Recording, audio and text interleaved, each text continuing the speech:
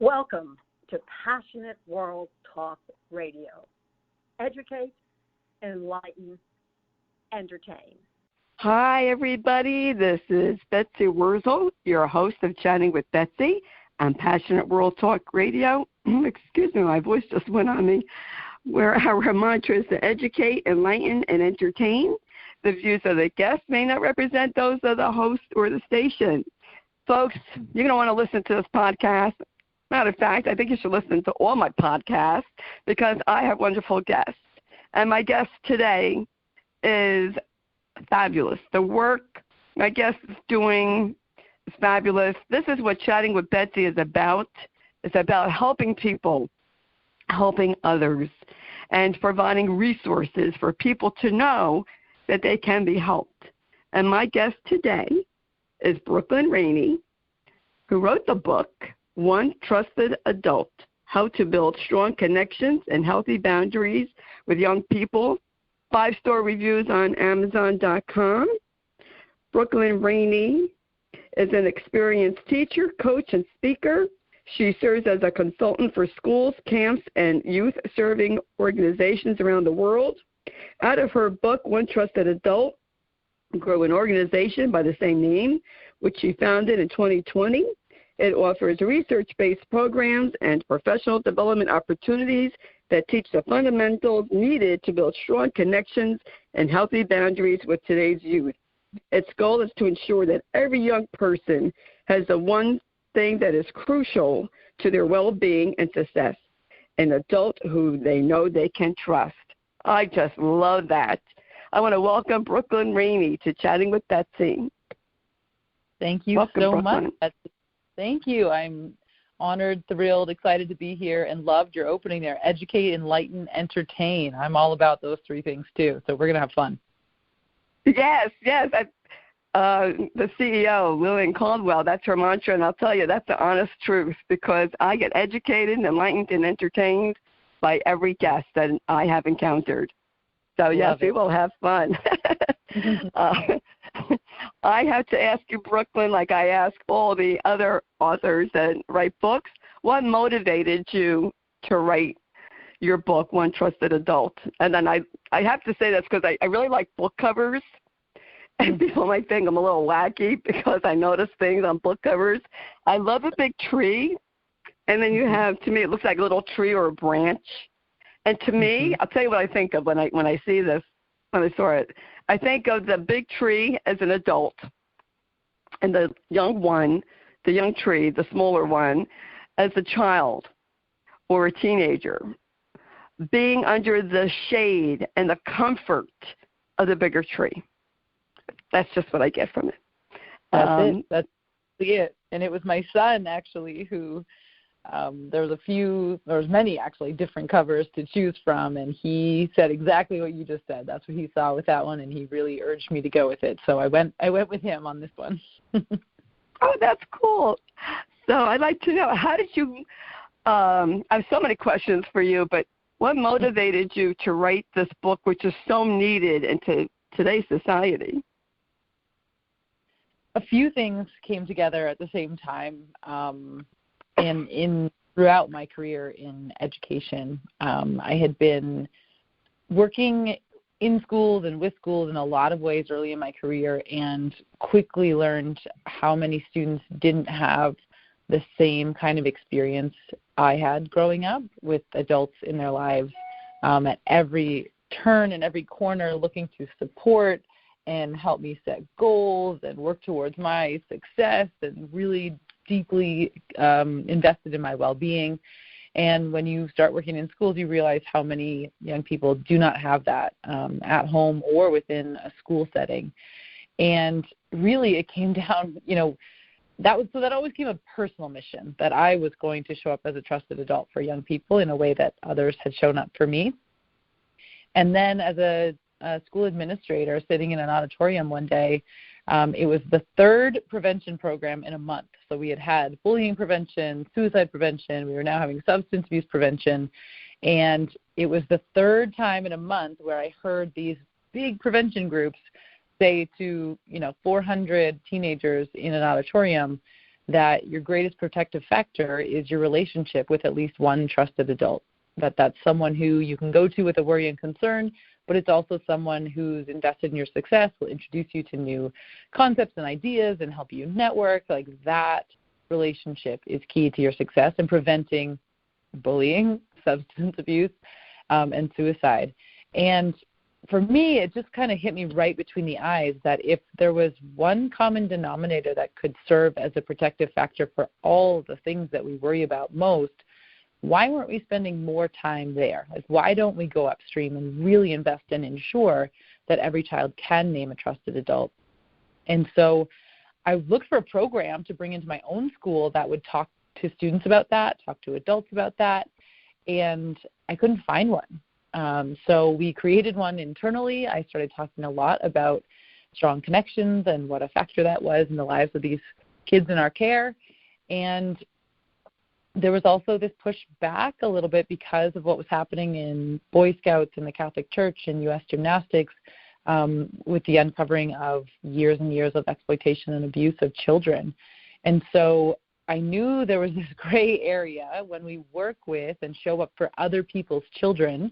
There's a huge opportunity for connection, but there's also opportunities for exploitation and boundary blur. And so I wanted to dig in and talk about that. And what I built for my own school and started working on, the word spread, and other schools were asking me to come in and speak and run programming and share what we were doing. And that just snowballed into something that I felt like really deserved a book which would help carry this message out beyond the walls of my school. I think it's wonderful.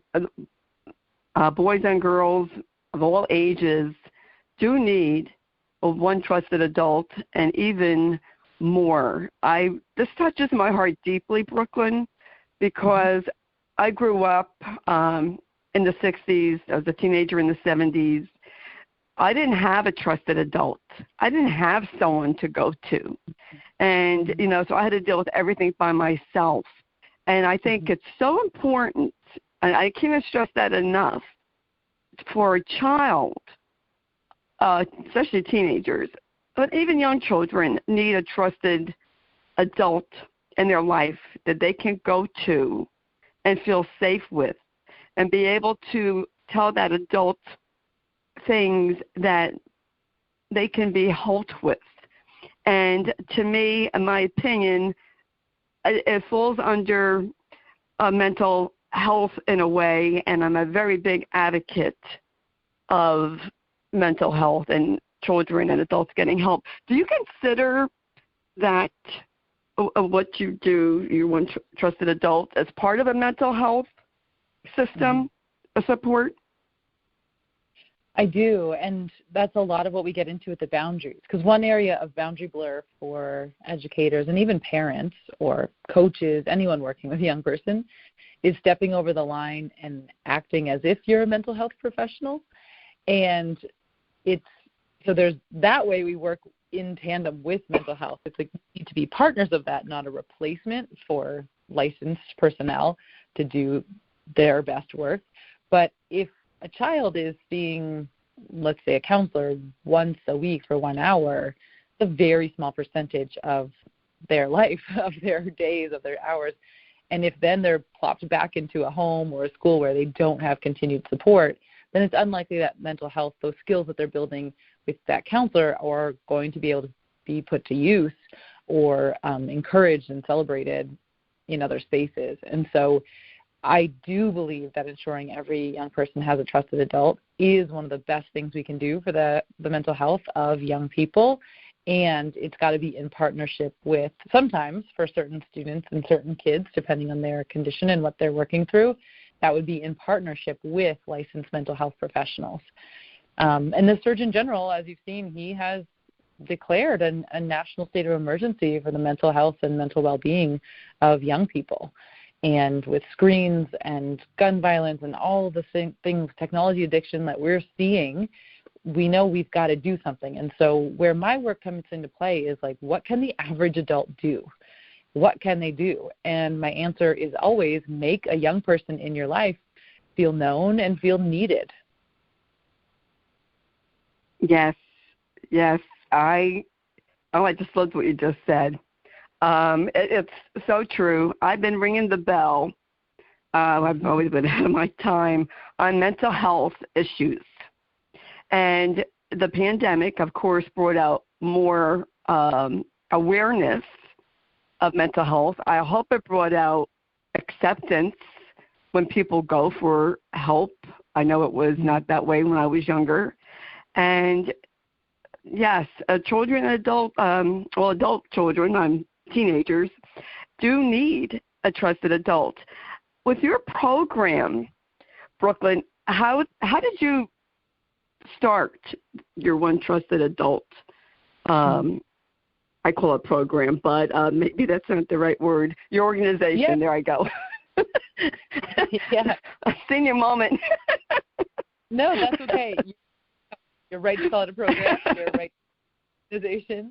I always joke that at first it was Brooke with a book, and I traveled around, selling the book and speaking anywhere and everywhere I could to try to spread this mission and this message.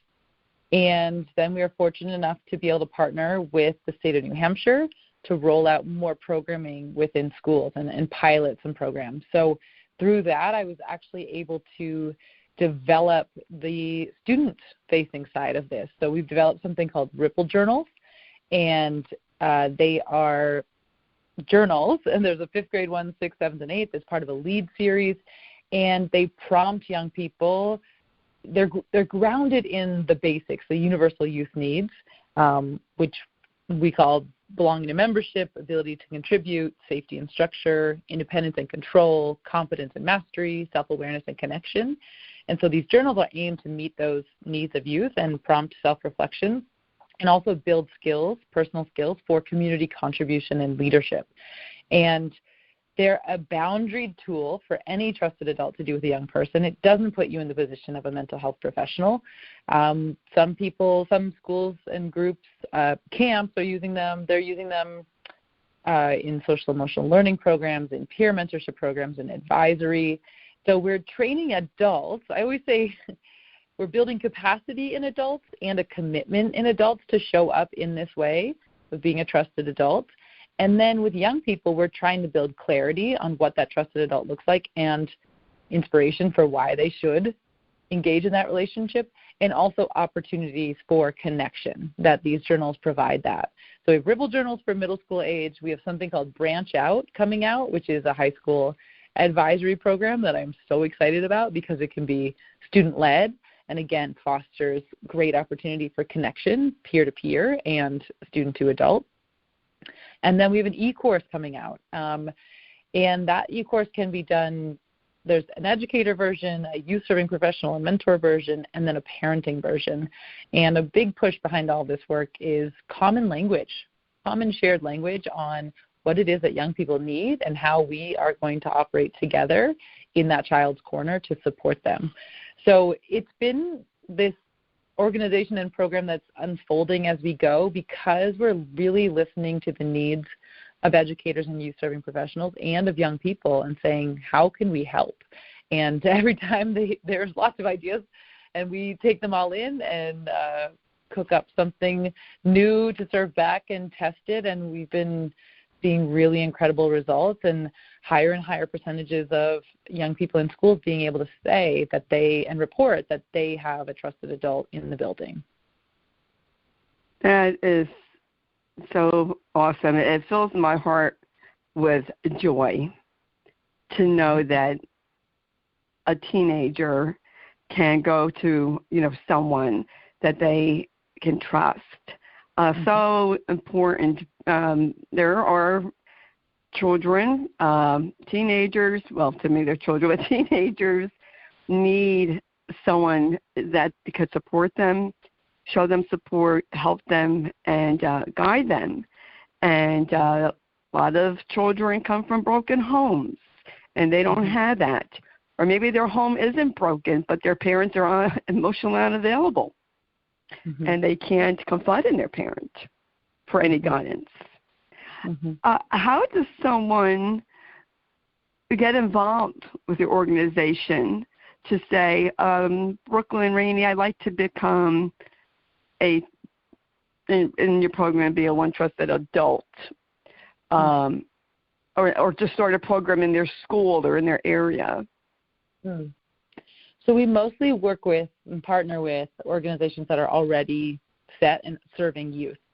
And that can be schools, after-school programs, summer camps, athletic groups, all kinds of different organizations. So if someone's a leader of that kind of an organization, they can go to our website, onetrustedadult.com. They can get in touch with us, and we can talk about how we train their staff and their student-facing adults on these. We have a half-day foundational training, or, again, the e-course that really teaches language, and it teaches strategies and ideas to use to foster healthy connection and to protect youth and protect the adults who are working with them. So if leaders of those organizations contact us, we would be happy to partner and create programming for their group. If you are, just a community member, I shouldn't say just, if you are a community member, or you're a grandparent or a parent or a neighbor or a coach or a friend, somebody who's just saying, yes, how can I help? I see young people hurting. I see opportunity and potential for me to put my skills to use and support. I would urge you to look to Big Brother, Big Sister in your area, organizations, other mentorship groups, and volunteer your time to show up and meet regularly with a young person who might need you. Oh, that's terrific. So your organization is already for organizations that are already there, such as going into the schools or whatever they are, 4-H clubs or Boy Scouts, Girl Scouts, different youth groups, camps. That would be wonderful to have a day camp. There's a lot of camps. And definitely in schools. I would love to see this really in my township in a school program. Actually, I just got an idea. When I'm out of Facebook restrictions, I'm going to have to post on my township's site about this. I will have to do that because it's very important to have that in a child's life. Now, do you recommend your One Trusted Adult program for young children? What's the ages? Right now we have programming for youth from middle school and up, so 5th grade up through high school. But the adult program, the training for adults, is for anyone showing up for any child of any age. So we focus on things like, for instance, we've been surveying and interviewing hundreds of people about who showed up for them when they were in middle school and high school. And we heard the same things over and over and over. Like, they were there for me when I needed them, they celebrated me when I deserved it, and they challenged me when I needed it. They made me feel safe. We heard many of the same quotes. And we were actually able to categorize all of this data, all of this research, into 3 critical qualities that make up what it means to be a trusted adult, like to truly be able to trust that adults in your life. It required the ABCs, which is accessible, boundaried, and caring. And to be accessible means to be open and available and really advertising yourself as someone who is interested in connection and relationship. And for young people, they would say that means, when they walk in the room, the adult lights up, they smile, they say their name, they put their device away, they put their phone away, and they're fully present. Boundaried obviously means operating within safe relational and professional limits depending on your role with that young person. And we break all that down in our training, exactly what that means. And then caring is a sense that they're really deeply invested in your well-being and your success. And we put those up on a screen, 3 circles that overlap, because it's in the overlap of those qualities, accessible with boundaried and caring with boundaried, where trust is built and burnout is beat. And without without these three things being in perfect balance, then that trust is not there. So those are the types of things that we're digging in through scenario and conversation and working towards understanding, like, what does it mean in this child's life or in this setting or that setting for me to be accessible, boundaried, and caring.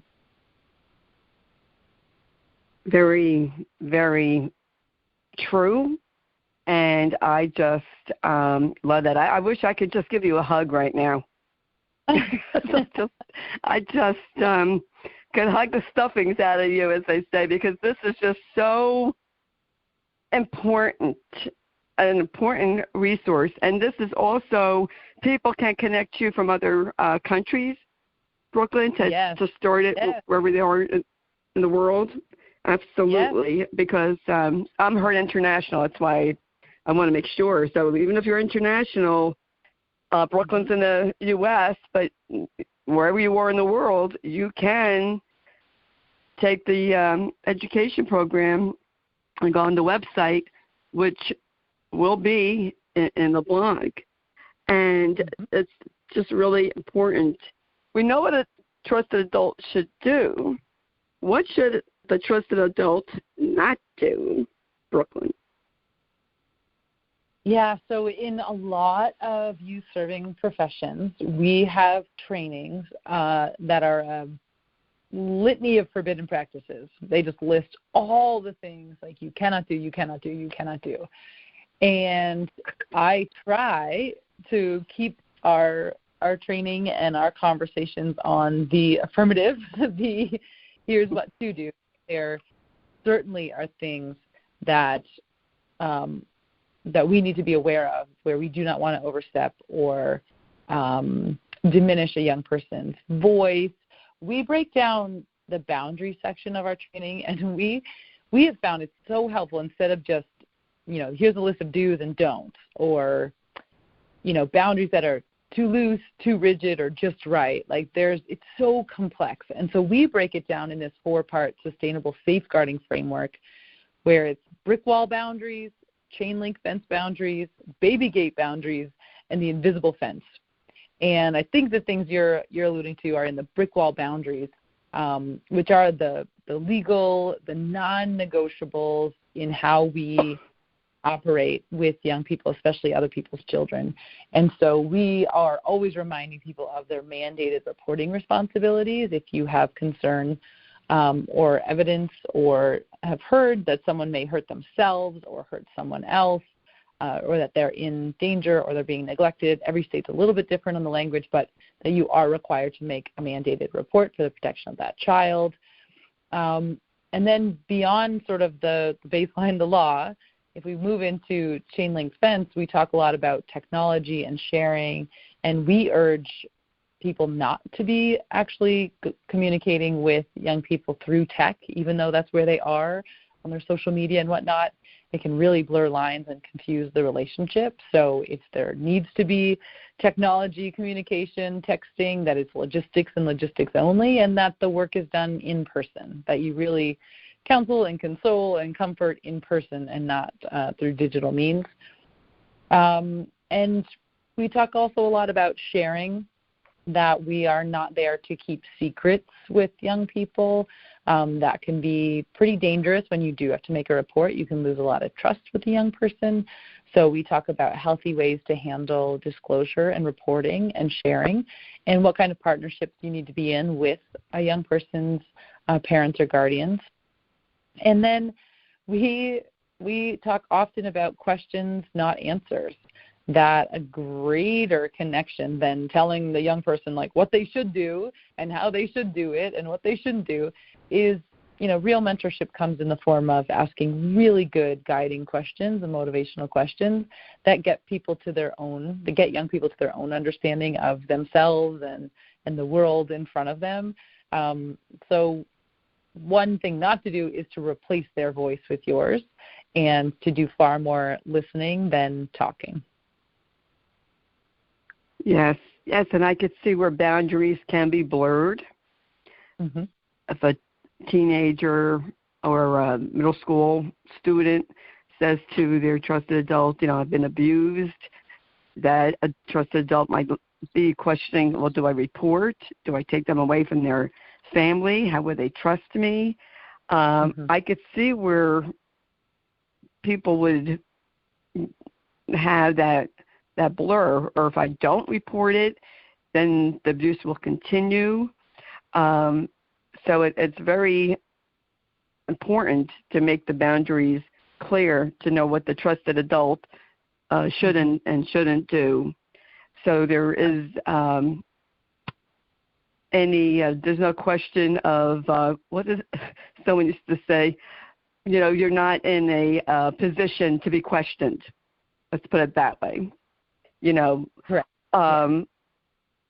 Do you, in the program, do you tell the trusted adults to refrain from even giving a hug? We don't go so far into that because so many, we do work internationally, and the cultural norms or the rules or code of conduct of an organization are different across all the places that we work. And so we say to know your policy and stick to your policy. So don't make up your own rules and don't say, oh, the handbook says this, but we're going to do this. That can be dangerous territory. So knowing your policy, understanding your policy, and sticking to your policy is what we would say. Right. I agree with that. Do you also do training, or can someone who is involved in any type of youth church, or maybe it's even with the mosque or a Jewish synagogue, a youth leader, can they take your program? Absolutely. Honestly, anyone who's working with other people's children, it's a program that we are going so far upstream to really talk about what it means to earn trust, to be trustworthy, to engage with young people, to foster connection in healthy environments. And again, like digging in on those universal youth needs. One story I'd love to share with you. Is it okay if I tell you a story? Sure, go ahead. I love stories. Yes. My father was visiting one weekend, and he's an amazing dad, and he's an amazing grandfather. And my son definitely sees him as a trusted adult. And my dad, it's all just instinct and, how he was raised and what he thinks kids need, but he's not digging into really unpack or understand universal youth needs. And even though his daughter, me, is doing this work and written a book on it and creating trainings, he's not, super, super curious about all the details of what I do. And he just loves the child, he just shows up for the child. And I was away this one weekend and left him in charge of my son, who was 11 or 12 at the time. And I've always got in the back of my head, setting up opportunities for my son to get his needs met. Because if he can, in a healthy way, feel a sense of belonging and membership and ability to contribute or independence and control, then he won't seek to get that need met in an unhealthy way.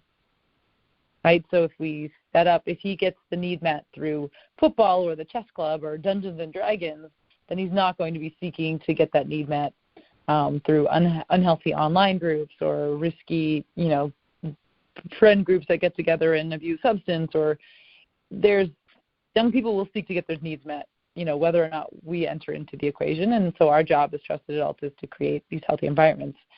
And I left a task for them. So my son had gotten this weather radar system that he really wanted to put on the roof. And I thought, perfect, Grandpa's coming to town and he can help you do that. And that would meet so many youth needs and foster this opportunity for connection. It'll be this little thing they did together.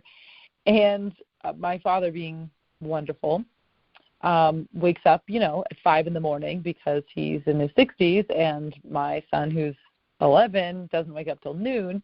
And I think my father got a little bored sitting around and decided to just go and put this weather station up on the roof in the morning. And so my son rolled out of bed, walks down and says, Grandpa, are you ready to put the weather station on the roof? And he says, oh, I already did it. Check it out. And my son was devastated. And I share this story because my father's well-intentioned. He's looking to do something for a young person that he really cares about. But the opportunity to really be that trusted adult who helps the young person get their needs met was missed. Like, he missed the point. He missed that we're supposed to do things with young people, not always for young people. Our greatest ability to help them develop skills they'll need for the rest of their lives is to do things with them and not for them. And so our training is helping people like my father and all adults make the most of these little moments we have with young people to support them so that they develop into healthy, strong adults themselves. Yes. And then I know as a parent myself, sometimes, you think, oh, it'd be quicker if I just do it myself. Or, be easier. And instead of taking the time to show the child or teenager how to do it and have that experience sharing with them. So I kind of can relate to your dad. Since I'm in my 60s. Excuse me. But thank you. I mean, I tease him just because who his daughter is and what she does. But he's so well-intentioned, biggest heart in the world, and just didn't take a pause to say, what is this really about? What is this weather station really about? Because it wasn't about the weather. It was about a young boy completing a task, feeling competent, and he mastered something, and then showing me when I got home, like, what he did and how he did it. It's about their self-esteem and self-worth. Yes, and that's so important. It's always been important, and I think it's really important now to help our children to have that self-esteem, that self-worth. As you know, Brooklyn, that social media is playing a big role in children's lives, adults, even adults, teenagers, of their likes, of how they look and being accepted. There is a huge, very huge mental health crisis going on, and I just think that your organization and to be involved in your organization is a wonderful opportunity for the children involved and for the adults to help someone, to be there for someone. Did you have trusted adults in your life? I had many. I, again, grew up extremely, I think that just like there's socioeconomic wealth and poverty, you can say the same for relationships. Like I grew up relationally rich. I had two parents in the home.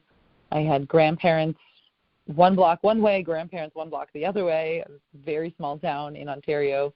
There were lifeguards, school secretaries, softball coaches, hockey coaches, neighbors, like you name it, aunts and uncles. I had so many people invested in me. And again, that was what was so shocking for me initially entering a school system as an educator, to understand that not everyone had that. What about you? I didn't have anyone. Unfortunately, my parents were emotionally unavailable. And as a matter of fact, I have the opposite. I learned not to trust. My mom would tell me, she was my friend. I could tell her anything. And then when I did, she told my father I was aggravating her. And then my father said, don't talk to your mother. Don't aggravate her. So then I just shut down communication. I knew my mother couldn't handle problems, couldn't handle me talking about problems. So that communication was, I knew I was on my own. Although I do have to say that because of that, I am a strong person. Became a stronger person for it. And, I don't fault my mother now. She did what she thought was right at the time. She didn't know how to, be a parent. Maybe her mom was like that. We kind of tend to role model our parents. Thankfully, I didn't. And I always tell Brooklyn, my audience, as far as dealing with children and teenagers, to have that communication open, because you don't want to lose that communication with your child, because they will go to other sources that you won't like, that they're getting advice from. Absolutely. Go out and join a gang or, do drugs. I say keep the communication open. And you know what? As parents, we don't know everything. And it's okay to say as a parent, you know what, I don't know how to help you, but I will find someone who will, who can. Exactly. Yes. And we've got to set our ego aside sometimes. I think as parents, we think we should be the ones to do it all, and we can't. There's certain things, my child might think I will not be able to handle or overreact to or just not understand. And so instead of being upset that I'm not the one he comes to, I should be helping him build relationships with other adults that I also trust, so that he has the opportunity to go to find what he needs in any given moment. Yes. They say it takes a village to raise a child.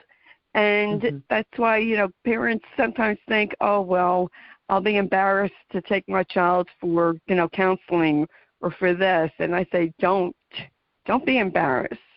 Be glad that your child came to you, trusted you to come to you, to tell you, you know what, I think I need to see someone. And I try to have a story in the bank that I go to. The bank teller said that her daughter, I think daughter's 11 or 12, came to her and said, I need to see someone. I'm depressed. And she is taking her, and she said, Betsy, I felt, I guess in a parent that I failed her. I said, no, you didn't fail her. She's trusted you to tell you she's depressed and that she needs help. That's trust right there. And you are taking her. That's a great, important job to do as a parent, is to seek a resource to help your child, which you did. And it's not a reflection on you. And she felt better when I told her that. She knows I'm a talk show host and I have all these references. And I did tell her about a place in New Jersey if she needed, seek out another opinion, or if the first counselor didn't work, that I knew of places here in New Jersey. And Brooklyn, this is why I just love, what you do.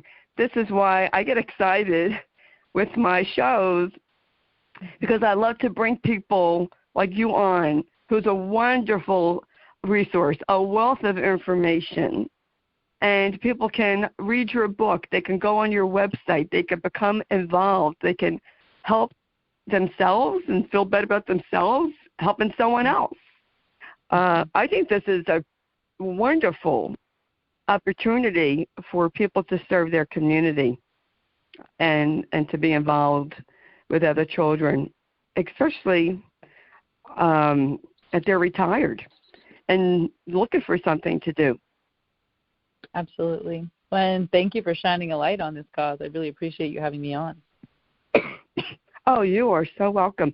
Is there anything else you'd like to add, Brooklyn?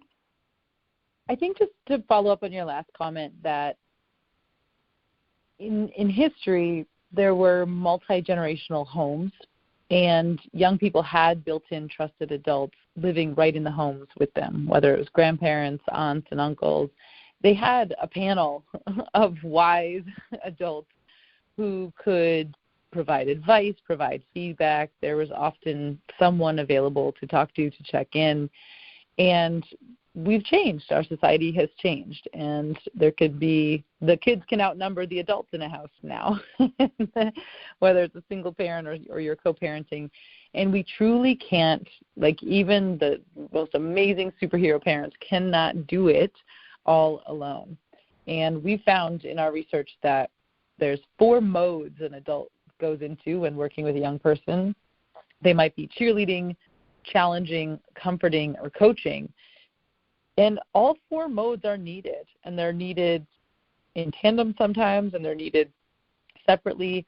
But sometimes we can get stuck in a mode with a child. I often feel like I'm always in challenger mode with my son, and I have to be reminded to shift out of it.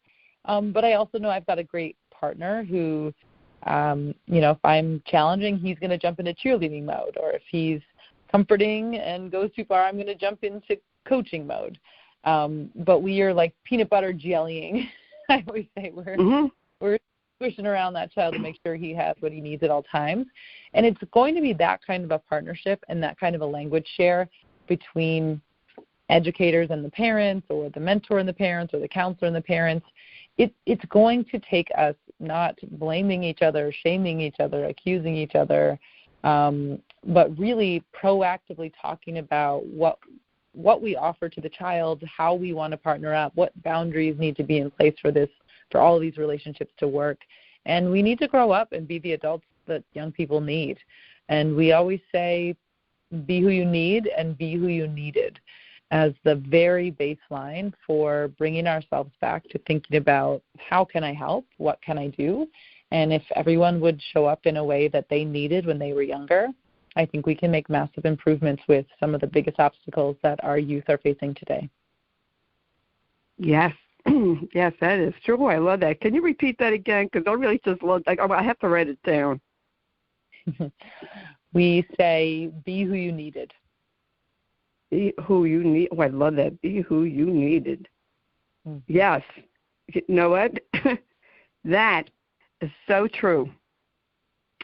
I think I worked in a preschool, and because no one made me feel special, I like to make all the kids feel special. And I would always compliment them on something, every child. And their parents would come to the school and say, Miss Betsy, my child says that, you said this about her or him and made him so happy or her happy. Because I wanted that child to know they were special. There is something special about them. Yes, and absolutely. I wish somebody would have said that and made me feel special. So I could definitely relate to that. Be who you needed. Was there another sentence to that, Brooklyn? I'm sorry to cut you off.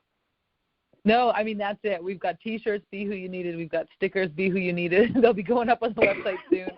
So one way to support the mission and the message is to buy them and to spread the word. I love that. And may I say your quote that's on your bookmarker? Sure. This is what Brooklyn Rainey has on the bookmarker that I had received. The time, energy, and work we invest in the growth of young people always leads to an equal amount of growth in us. That is profoundly true. Because you just, grow.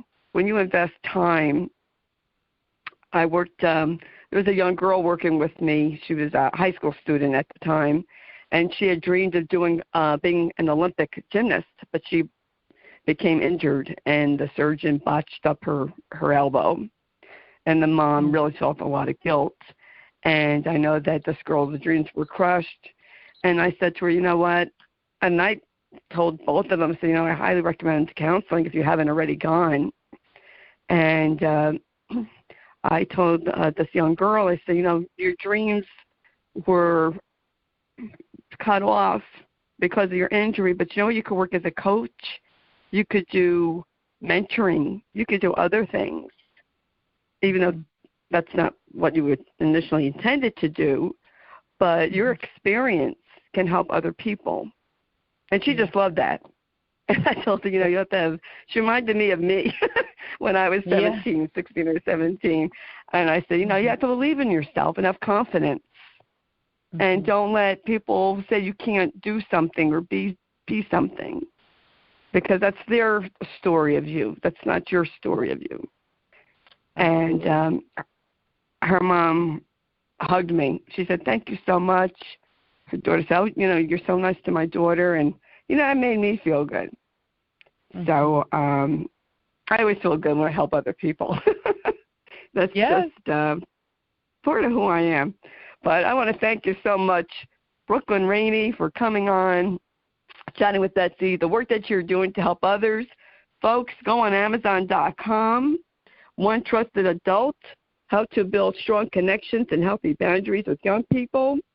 And also go on the website, www.onetrustedadult.com. It will be in the blog, so please read the blog and get involved. Get involved in doing this program and seeing how you could be involved in helping the youth in your area and helping them be that one trusted adult that children and teenagers can go to. And let's all work together to make this a better world. So thank you, Brooklyn Rainey, for all that you do. Thank you so much. Thank you. You're welcome. Folks, if you missed any of this podcast, you can hear it all over again wherever you hear your favorite podcast. I am on Spreaker, Spotify, Apple, just to name a few. I recommend subscribing to Chatting with Betsy, which is free, so you don't miss my phenomenal guest. And I ask you to please share this podcast to help other people. Someone can benefit from this podcast. I know they can.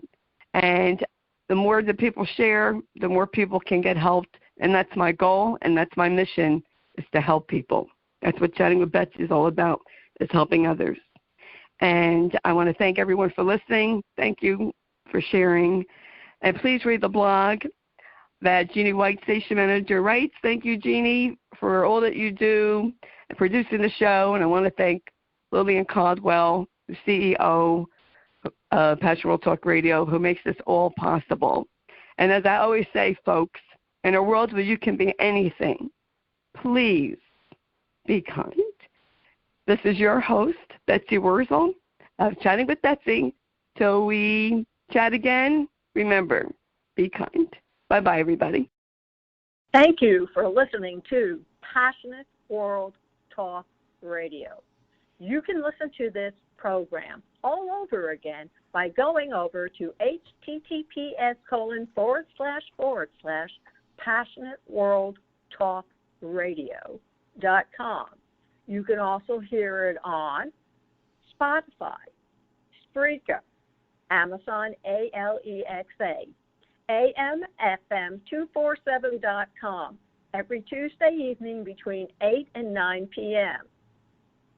YouTube, Facebook, Facebook Live, LinkedIn, and all the other podcast directories one can find on the Internet.